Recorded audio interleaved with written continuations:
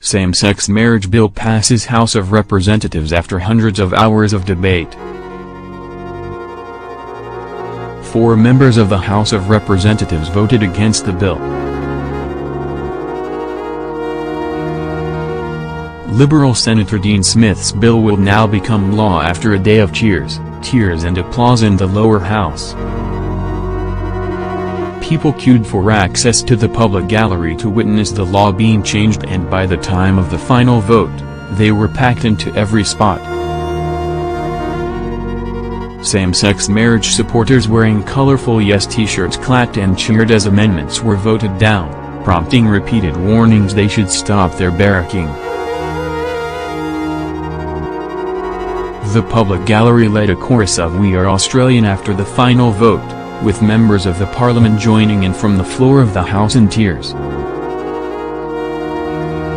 There had been little doubt that this bill would pass with sweeping support from Nationals, Liberals, Greens, the Crossbench and Labour.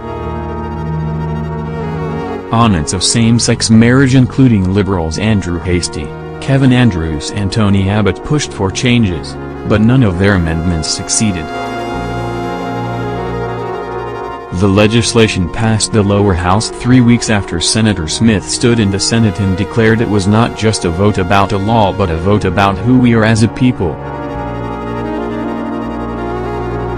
Senators supporting the bill huddled together on the side of the lower house chamber to join the celebrations. Veteran same-sex marriage campaigner Warren Inch was besieged by his colleagues.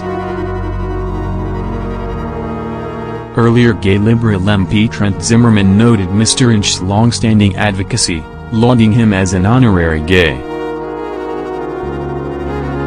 How did we get here?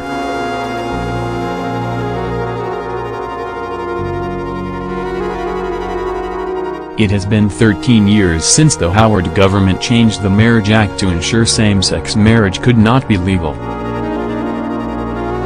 From that point, the Greens and Australian Democrats made repeated but unsuccessful attempts to overturn that decision, and Mr. Inch came to prominence with his passionate advocacy to allow gay marriage. 5 years ago, Parliament had 3 bills before it to try to allow same-sex marriage, one in the Senate from the Greens, another a joint bill in the lower house from Green Adam Bandt and Independent Andrew Wilkie, and a third from Labour's Stephen Jones. None succeeded.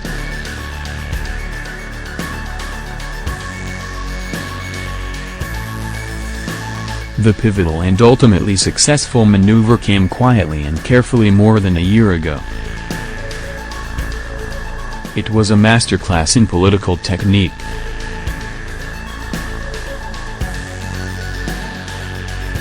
The coalition's policy for a plebiscite was blocked in the Senate, but Attorney General George Brandis started to ease the political gridlock by producing a draft bill anyway. That was on the basis that if a plebiscite was actually held and voters supported same-sex marriage, then a bill would be needed.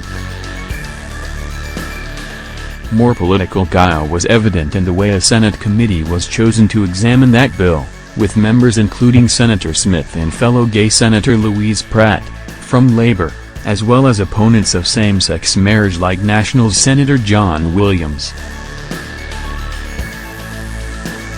In a unanimous report, the committee laid the groundwork for the process that has ended today, by finding a way through the passionately held views on both sides of the debate. It set out that ministers of religion should be exempt from conducting same-sex marriages, finding there was consensus that religious freedom should be protected. And crucially, it said marriage could be simply defined as between 2 people. Today's vote implements that, and the House of Representatives has overturned the change made by the Howard government in 2004 to limit marriage to being between a man and a woman.